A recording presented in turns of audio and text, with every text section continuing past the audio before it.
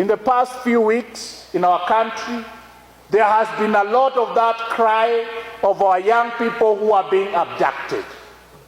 They are being denied of their right to speak. Their only mistake is that they spoke. You know, that's the mistake they did. They spoke. They said something that somebody somewhere was not pleasant with. And the only easy way is to eradicate them. Maybe to go and torture them, or go and do other nasty things, warn them, intimidate them, so that they cannot do it again. No, the Holy Father says we must advocate for justice. And this country has fought for justice for a long, long time. Tumekuwa tukipigania haki.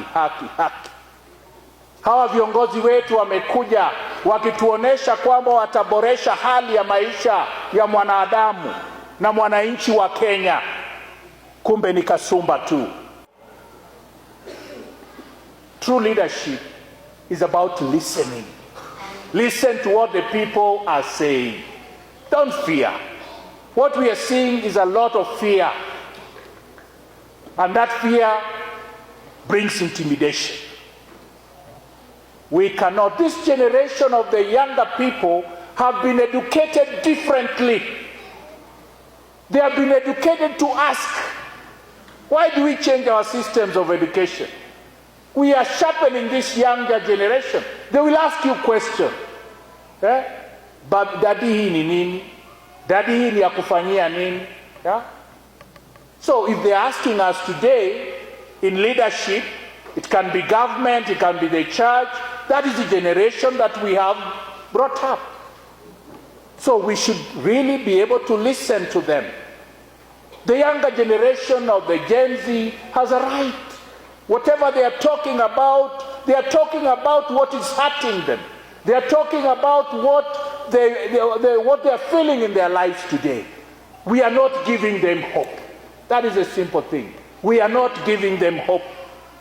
Why do you tell your kid to go to school today and his brother or sister went to the university, they are just loitering around with their certificates, not knowing what to do? Are you giving hope to the younger generation? These are the questions that we should be asking ourselves as a nation. And this is what we are called as pilgrims of hope. Let us bring hope in our society. Let us pray for hope, that our leadership may understand that they have a role. We also in the church understand our role and be able to exercise it without intimidation and fear. So let us pray together as pilgrims of hope, that this year may bring a new light to a country that sometimes seems to be moving in darkness, to a country that sometimes we don't know what is lying ahead of us. Let us pray and bring hope. Let us pray for our leadership, those who are currently there, to be able to look afresh into their mandate, to be able to see where the society is hurting and where they are going wrong, to be able to change. A Jubilee time is a time to change. It's a time to look deep into yourself and ask yourself those basic questions. Where do you need to change? And that is how hope is brought to the people. Christ is our hope.